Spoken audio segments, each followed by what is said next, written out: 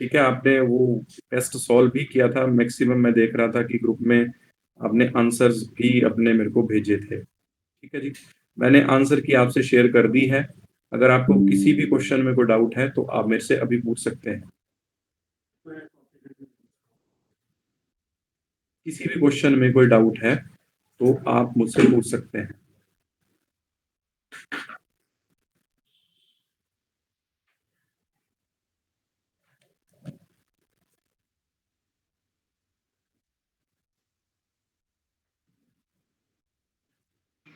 Sir जो last question था जिसमें एक बूट्स फिटेड और फिटिंग रिएक्शन था, सर उसमें जी, कंफ्यूजन था कि मतलब जैसे उसका क्या आंसर करेंगे। एक तो ओके बूट्स, ओके, हाँ जी मैं वो वाला। उसको क्लियर करता हूँ। देखो, हमें ये चीज तो पता है कि वुड्स रिएक्शन में या फिटिग रिएक्शन में या वुड्स फिटिग रिएक्शन में दो मॉलिक्यूल लेने पड़ते हैं तीनों रिएक्शंस में, है ना। तीन रिएक्शंस हैं देखो। एक है आपके पास, सॉरी, वुड्स रिएक्शन। तो वुड्स रिएक्शन को आप ऐसे याद रखना कि इसमें मेरे को दो एल्काइल हैलाइड के मॉलिक्यूल लेने पड़ते हैं। ठीक है, जैसे फॉर एग्जांपल,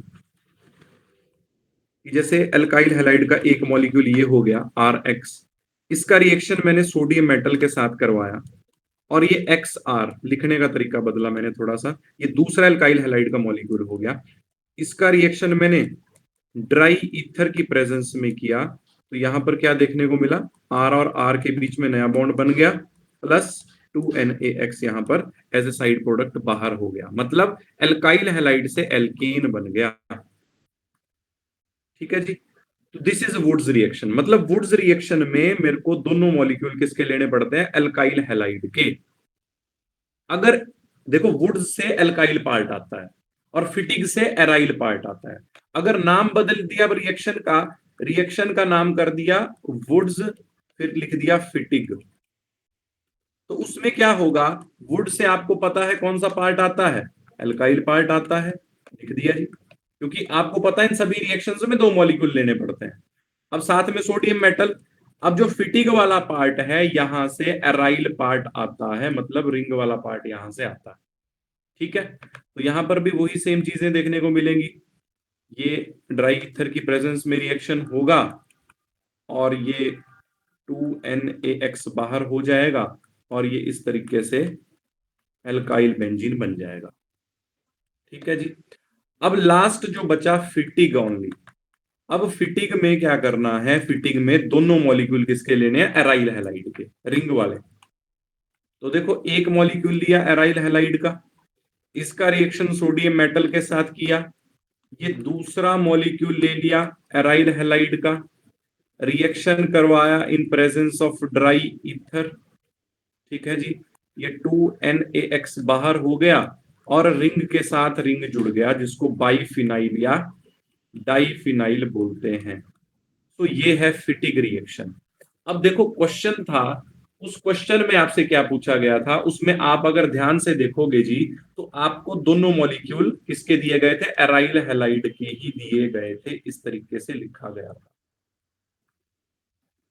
ठीक है, और 2 सोडियम लिखा गया था और ईथर लिखा गया था। तो आप इन तीन रिएक्शन से कंपेयर करके देख सकते हैं कि आंसर क्या आएगा। Answer is Fittig reaction. Clear होगी जी बात। Yes sir. देखो, फिंकल स्टेन हो नहीं सकता। फिंकल स्टेन में आपको पता है अल्काइल आयोडाइड बनते हैं, वो एक हैलोजन एक्सचेंज रिएक्शन है। वुड्स रिएक्शन इसलिए नहीं हो सकता क्योंकि वुड्स रिएक्शन में मेरे को दोनों पार्ट किसके लेने पड़ते हैं, एल्काइल हैलाइड के, और यहां पर क्वेश्चन में किसके दिए दोनों पार्ट, एराइल हैलाइड के। वुड्स फिटिग आंसर इसलिए नहीं है क्योंकि वुड्स फिटिग में एक पार्ट एल्काइल हैलाइड का होता है और एक पार्ट एराइल हैलाइड का होता है। तो इसलिए the answer is C option, Fittig reaction. और कोई डाउट चाहिए किसी को।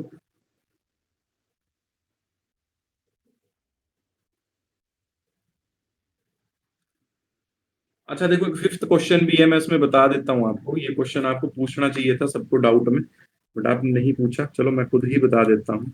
फिफ्थ क्वेश्चन है कि जब मैंने एल्काइल क्लोराइड का मिथाइल क्लोराइड का रिएक्शन करवाया किसके साथ, KCN के साथ, तो आपको पता है कि यहां पर K पॉजिटिव होता है और CN नेगेटिव होता है। तो फर्स्ट स्टेप में क्या होगा, ये KCl बाहर हो जाएगा यहां से, ठीक है जी, और CH3 के साथ CN जुड़ जाएगा। ठीक है, अब ये CN कैसे जुड़ता है, CN जुड़ता है ट्रिपल बॉन्ड के जरिए। ठीक है, अब अगर आप दूसरे स्टेप में देखोगे तो दूसरे स्टेप में क्या करवाया है जी, दूसरे स्टेप में करवाई है एसिडिक मीडियम में हाइड्रोलिसिस। H पॉजिटिव का मतलब एसिडिक मीडियम, और जो वाटर लिखा है इट मींस हाइड्रोलिसिस। ठीक है, तो ध्यान रखना जब भी मैं इसकी हाइड्रोलिसिस करता हूं साइनाइड की कंप्लीट हाइड्रोलिसिस, इसकी हाइड्रोलिसिस भी दो तरह से होती है, वो भी मैं आपको भी बता रहा हूं।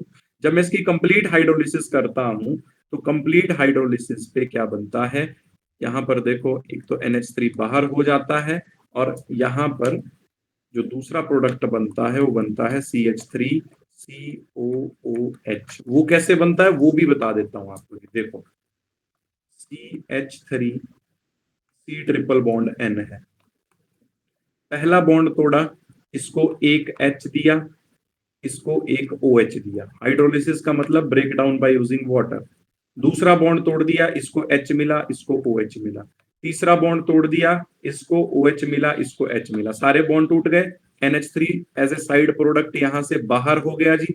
ठीक है, अब यहां पर क्या पिक्चर बनी, यहां पर पिक्चर बनी CH3 COH OH और OH। अब एक कार्बन पे दो OH अनस्टेबल होते हैं, इसलिए वाटर वहां से बाहर हो जाएगा। किस तरीके से, देखो H from this side and OH from this side, water बाहर, तो बाकी क्या बचा देखो जरा, CH3, इस C के साथ एक ऑक्सीजन जुड़ी हुई है जो डबल बॉन्ड के साथ लगेगी, और एक ये OH बचा। तो this is the final product, this can also be written like CH3COOH। क्या आपको ये बात क्लियर हुई? तो यहां पर जो आंसर होगा इसका फिफ्थ क्वेश्चन का, वो A आंसर होगा। ठीक है, ध्यान रखना साइनाइड की कंप्लीट हाइड्रोलिसिस करवाने पे एसिडिक मीडियम में कार्बोक्सिलिक एसिड बनते हैं, और पार्शियल हाइड्रोलिसिस करवाने पर एमाइड बनते हैं। क्या बनते हैं पार्शियल हाइड्रोलिसिस करवाने पे? एमाइड। पार्शियल हाइड्रोलिसिस का मतलब ये हुआ कि जैसे ये CH3 C triple bond N है, ठीक है, इसके दो ही बॉन्ड तोड़े, अगर दो ही बॉन्ड तोड़े तो यहां पर तो दो हाइड्रोजन और हाइड्रोजन लग गए, यहां पर दो OH लग गए। मैंने आपको अभी बात बताई, एक कार्बन पे दो OH unstable, so H from this side OH from this side बाहर हो गया। ठीक है, तो क्या बन गया CH3 C, यहां पर ऑक्सीजन ही बची है तो C डबल बॉन्ड O, और सिंगल बॉन्ड के साथ NH2, दिस इज एमाइड। ठीक है, ध्यान रखना पार्शियल हाइड्रोलिसिस पे एमाइड बनते हैं, कंप्लीट हाइड्रोलिसिस पे कार्बोक्सिलिक एसिड बनते हैं। क्लियर हो गई ये बात क्या आपको? मोस्ट इंपॉर्टेंट क्वेश्चन था ये यहां से।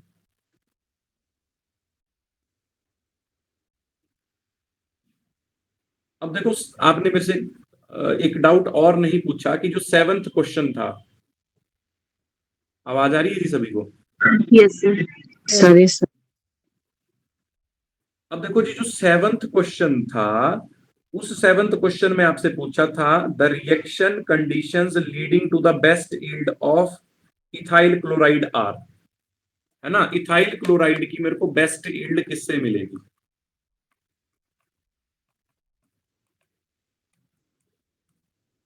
तो देखो दो रिएक्शन इसमें सेम थे। अब आपको ये चीज तो पता है कि ये रिएक्शन सनलाइट के प्रेजेंस में होगा।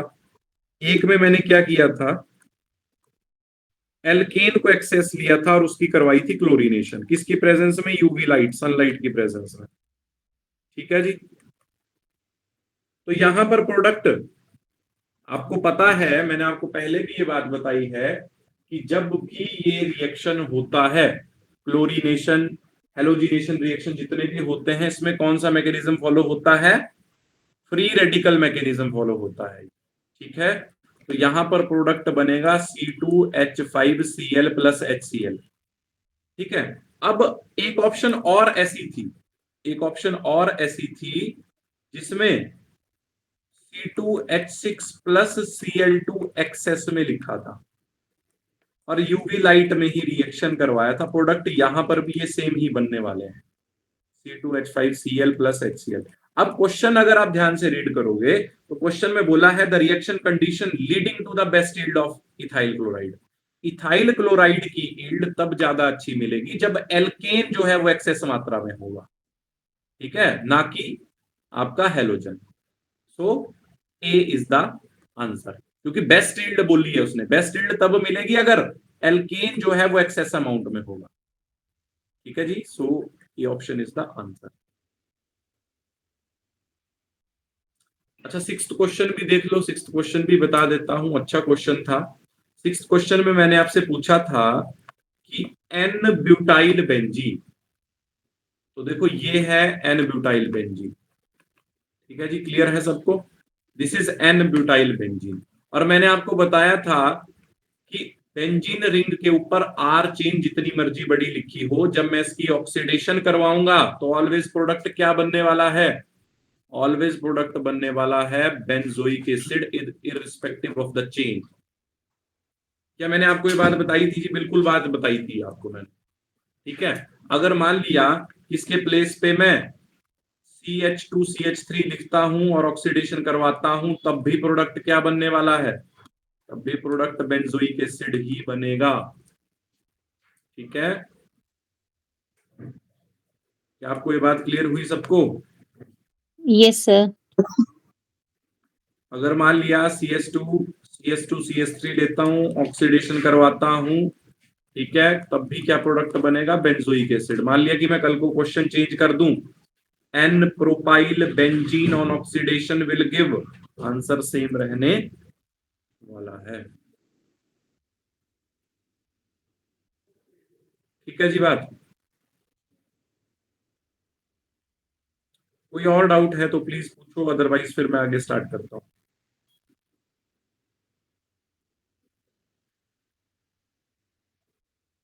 हो गया था वैसे टेस्ट सॉल्व?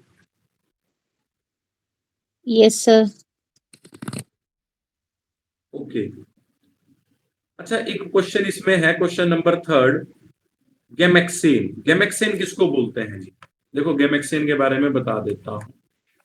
ये बेंजीन लिया, ठीक है, इसकी करवा दी क्लोरीनेशन। क्या करवा दी? इसकी क्लोरीनेशन। तो यहां पर प्रोडक्ट क्या बनता है? एक पे भी क्लोरो लग जाएगा, 2 पे भी, 3 पे भी, 4 पे भी, 5 पे भी, 6 पे भी। तो उसको क्या बोलता हूं? Benzene 1 2 3 4 5 6 hexachloride. ये इसको क्या बोलते हैं? गेमेक्सेन। This is गेमेक्सेन।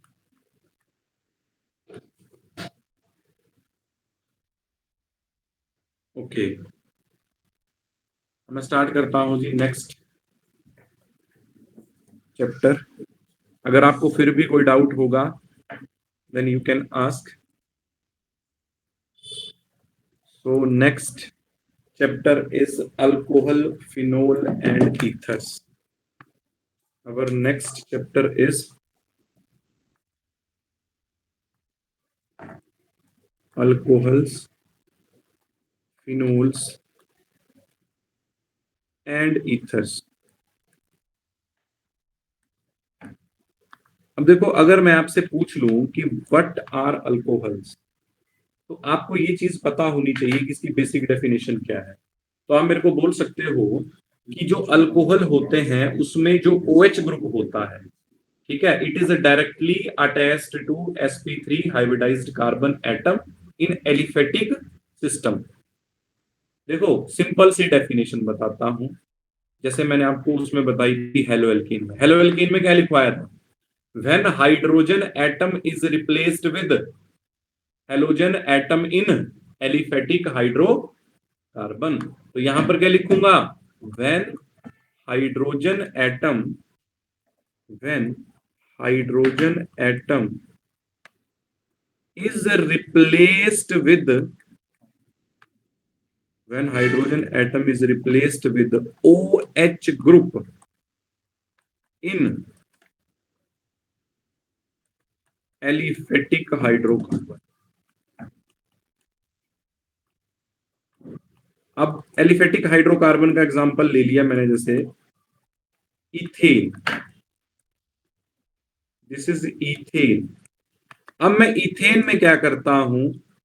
इथेन में मैं किसी भी एक हाइड्रोजन को हटाता हूं और उसको OH ग्रुप से रिप्लेस कर देता हूं तो बनने वाला कंपाउंड क्या होगा जी? अल्कोहल होगा। This is alcohol, this is ethanol. क्या आपको ये बात क्लियर हुई? What are alcohol? When hydrogen atom is replaced with OH group in aliphatic hydrocarbon, the product formed is alcohol. Next important बात, अल्कोहल में जिस कार्बन से OH ग्रुप अटैच होता है इट इज sp3 हाइब्रिडाइज्ड। ठीक है, तो ये सारे क्वेश्चन किसी भी तरीके से आपसे पूछे जा सकते हैं। आप ये मत सोचो कि जो चैप्टर की इंट्रोडक्शन होती है वो अनइंपॉर्टेंट होती है, ऐसा बिल्कुल नहीं है। ठीक है, कई बार चैप्टर की बेसिक इंट्रोडक्शन से बहुत अच्छे अच्छे क्वेश्चन बनते हैं। ठीक है, तो ये सारी पैरामीटर्स का आप ध्यान रखेंगे। ठीक है, अल्कोहल्स में जिस कार्बन से OH ग्रुप जुड़ता है वो sp3 हाइब्रिडाइज्ड होता है। क्लियर है ये बात?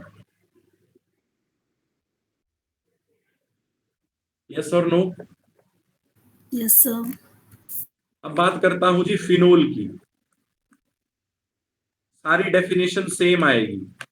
When hydrogen atom is replaced with OH group और लास्ट में आ जाएगा इन एरोमेटिक हाइड्रोकार्बन, है ना? Hydrogen atom is replaced with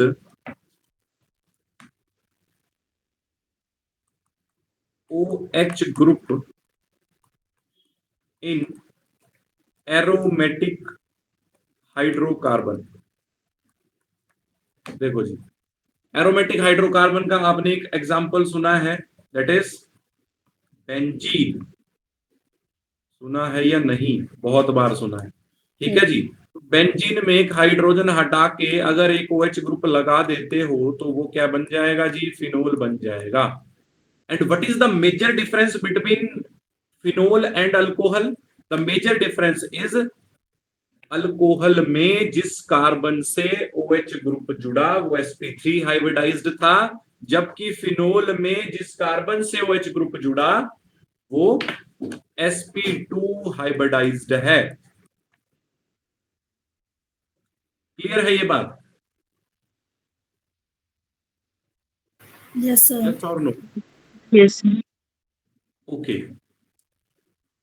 अब ईथर की इंट्रोडक्शन मैं आपको अभी ही बता देता हूं। देखो, ईथर को आप कैसे याद रखोगे? ROR। ठीक है, this is ether in general. अब देखो, व्हाट आर ईथर?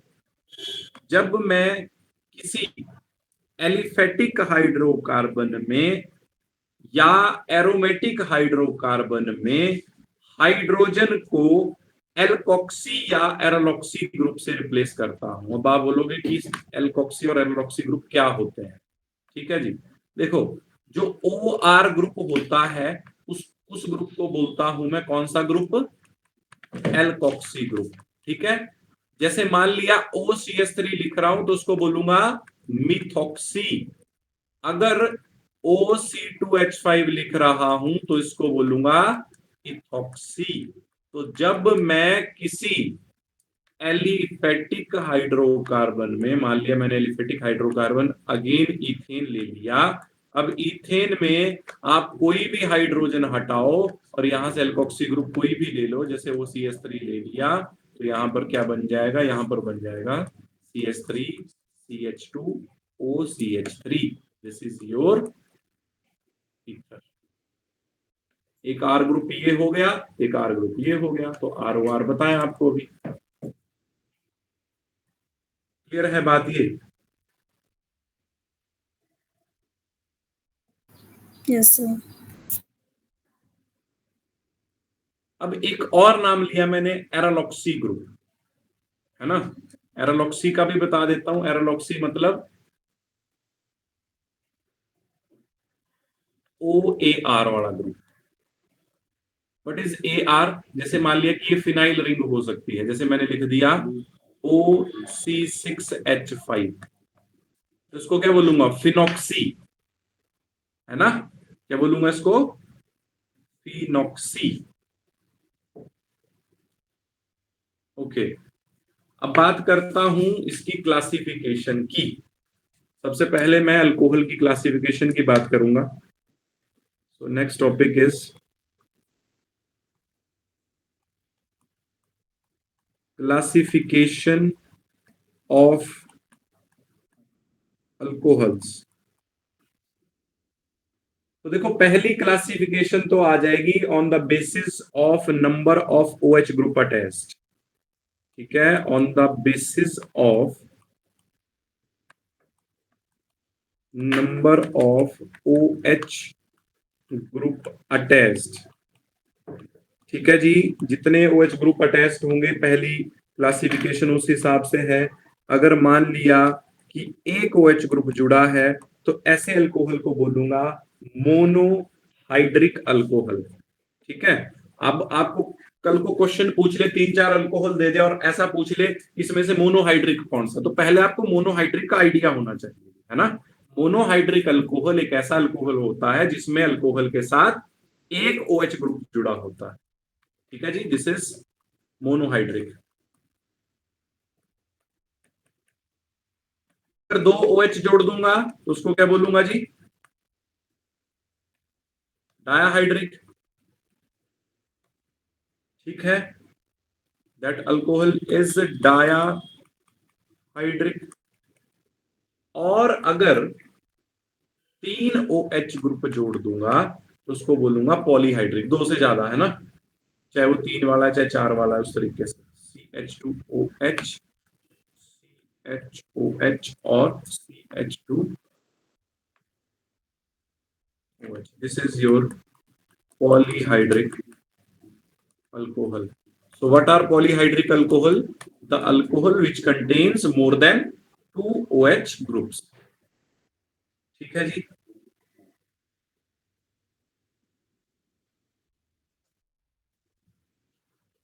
क्या आपको ये बात क्लियर है? Yes. ओके, अब देखो, हम केवल और केवल मोनोहाइड्रिक अल्कोहल देखेंगे, उनकी क्लासिफिकेशन देखेंगे, है ना। तो सबसे पहले हमारे पास नेक्स्ट जो क्लासिफिकेशन आएगी वो क्लासिफिकेशन आएगी कंपाउंड कंटेनिंग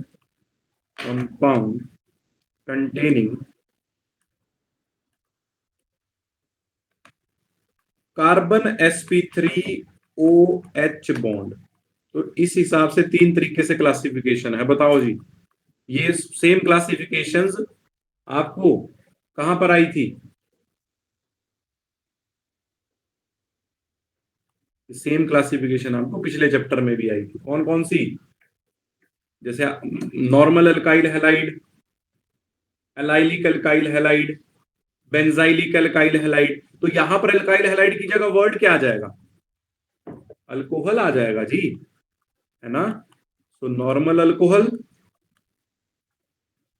दूसरा आ जाएगा आपके पास एलाइलिक अल्कोहल। तीसरा आ जाएगा बेंजाइलिक अल्कोहल। क्या आपको ये सारी चीजें याद हैं या नहीं? यस और नो?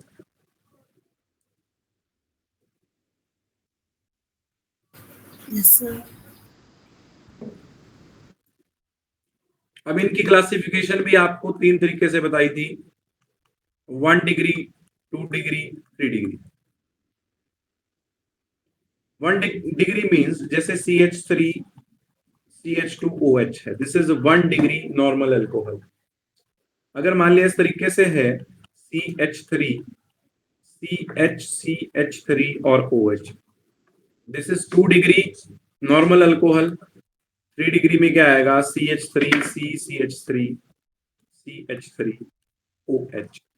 आप यहां पर देख सकते हो कि जिस कार्बन से OH जुड़ा है वो हर केस में sp3 हाइब्रिडाइज्ड है, और प्राइमरी मींस कि जिस कार्बन से OH जुड़ा है it is further attached to one another carbon. Secondary normal alcohol means जिस कार्बन से OH लगा है वो फर्दर 2 और कार्बन से अटैच है। ठीक है, इसलिए उसको सेकेंडरी अल्कोहल मैंने बोला। टर्शरी मींस कि जिस कार्बन से OH जुड़ा हुआ है वो फर्दर 3 कार्बन से अटैच है।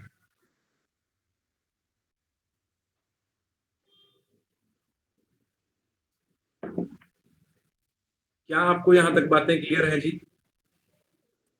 Yes, sir. तो एलाइलिक सिस्टम में मैंने आपको क्या बताया था? What do you mean by allylic system? बताओ जी, शाबाश। अभी चैप्टर खत्म करवाया मैंने और आपको बहुत अच्छे से एलाइलिक सिस्टम बताया था। What is allylic system?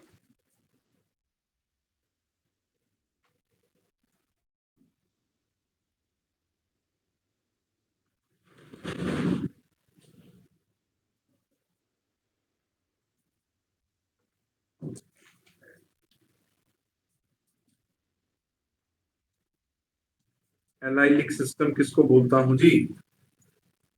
अभी आपको पिछले चैप्टर में बताया था मैंने एलाइलिक हैलाइड, ठीक है। उस और लास्ट क्लास जब मैंने ली थी उसमें भी मैंने क्वेश्चन पूछा था एलाइलिक हैलाइड से रिलेटेड, ठीक है। पहले दो कार्बन जिनके बीच में डबल बॉन्ड हो और तीसरे के साथ फंक्शनल ग्रुप जुड़ा हुआ हो, है ना। अब यहां पर फंक्शनल ग्रुप क्या जुड़ेगा? OH। तो this is an allylic alcohol, ठीक है जी। CH2CH2OH। कितने डिग्री एलाइलिक अल्कोहल है ये? 1 डिग्री। अब इसका अगर 2 डिग्री बनाना है तो यहां पर इस हाइड्रोजन को किसी अल्काइल ग्रुप से रिप्लेस कर दूंगा। CH2 डबल बॉन्ड CH, यहां पर CH के साथ CH3 और OH, this is 2 degree your allylic alcohol. In the similar way 3 degree कैसे आ जाएगा? CH2 double bond CH, CH3 and OH, this is 3 degree allylic alcohol. Allylic alcohol means OH is attached to sp3 carbon next to the double bond। क्या आपको ये बात समझ में आई? OH is attached to sp3 carbon next to the double bond।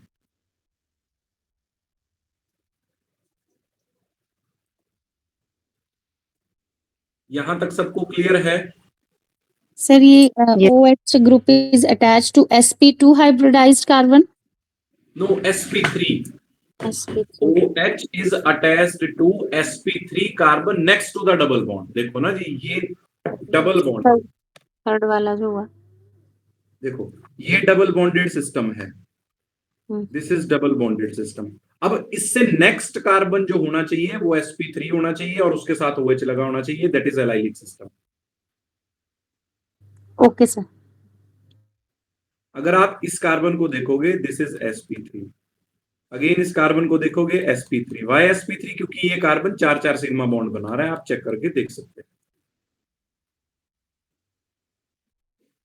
Next is your benzylic alcohol. अब देखो this is benzyl group, टाउलिन से जब एक प्रोटॉन हटा देता हूं, अब जब यहां पर OH लगा दूंगा this is benzylic alcohol, this is 1 degree benzylic. इसी तरीके से आप 2 डिग्री 3 डिग्री भी लिख सकते हो, ठीक है। देखो ये सारी क्लासिफिकेशन जो मैंने आपको करवाई ये किसके बेसिस पे करवाई? इसमें जो कार्बन और OH का बॉन्ड है वो sp3 कार्बन है हर केस में, ठीक है जी। This is 2 degree benzylic. अगर आपने पीछे वाला चैप्टर जो है वो अच्छे से समझा है, अच्छे से रिवाइज किया है, तो आपको ये एकदम से समझ आ जाएगा, इसमें कुछ दिमाग लगाने की जरूरत है ही नहीं। अगर आपने पिछले चैप्टर के नोट्स बनाए तो अभी उन नोट्स को निकाल के देख लो, जहां पर मैं ये OH ग्रुप लगा रहा हूं सेम मैंने ये क्लासिफिकेशन एज इट इज करवाई है, जस्ट वहां पर OH ग्रुप की जगह मैंने हेलोजन इंसर्ट किया है, X लिखा होगा या कोई हेलोजन लिखा होगा, बाकी पूरी की पूरी क्लासिफिकेशन एज इट इज है, आप चेक करके देख सकते हो। Yes sir.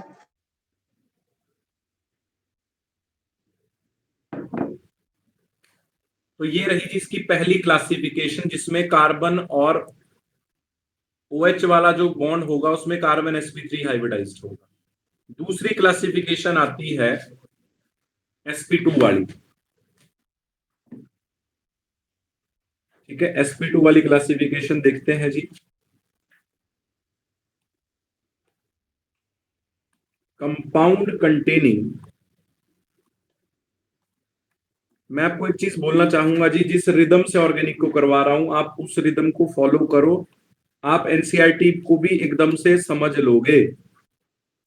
ठीक है, अगर कोई एनसीईआरटी भी रीड करता है तो क्लास के बाद प्लीज एनसीईआरटी रीड करे।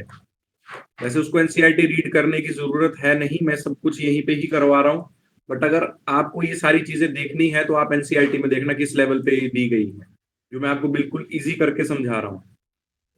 ठीक है, अब देखो यहां पर जब कार्बन sp2 और OH बॉन्ड होगा, जब वो sp2 होगा तो यहां पर दो तरह से क्लासिफिकेशन आती है।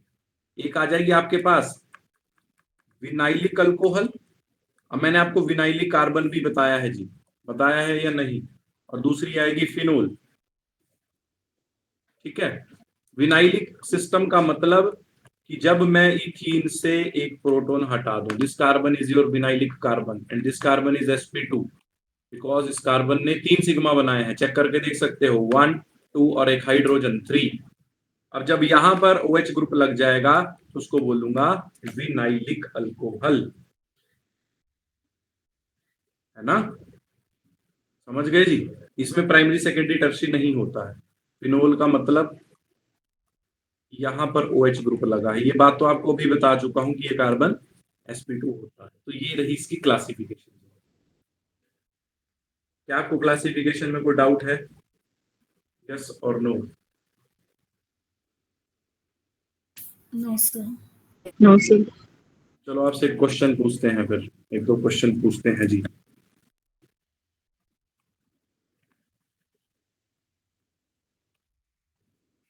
This is first question for you, this is second question for you,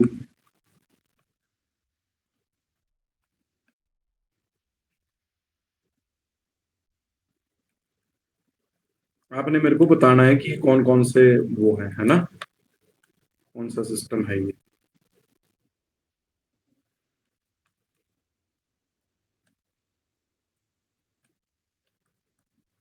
बताओ, ये 4 क्वेश्चन मैंने आपको दिए।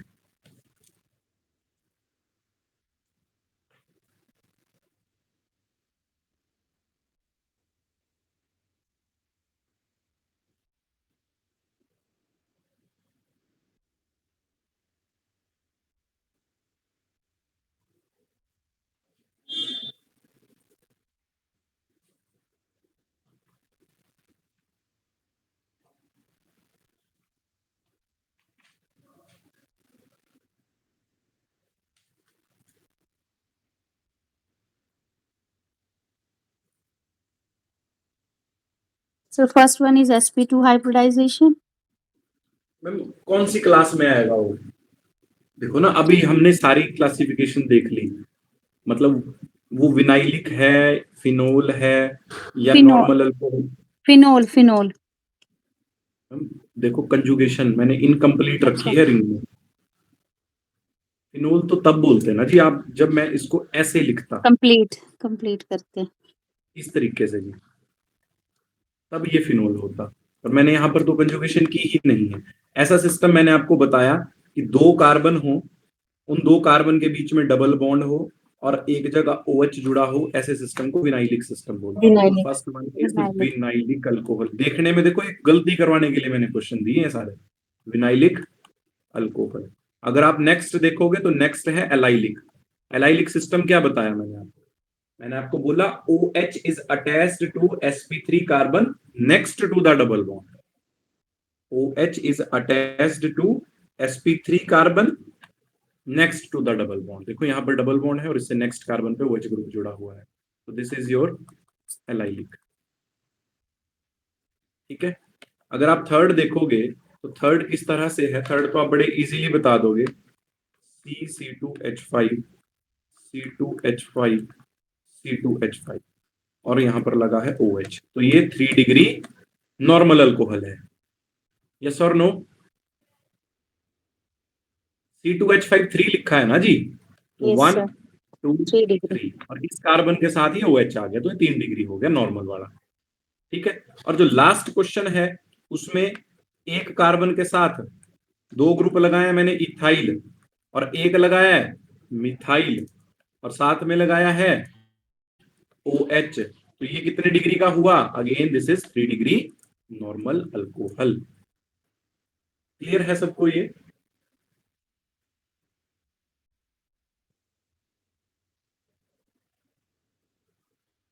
क्या ये क्वेश्चंस क्लियर हैं जी आपको? Yes. So that's all for today. अगर आपका फिर भी कोई डाउट होगा तो आप मुझसे पूछ सकते हो, है ना? ओके जी, थैंक यू।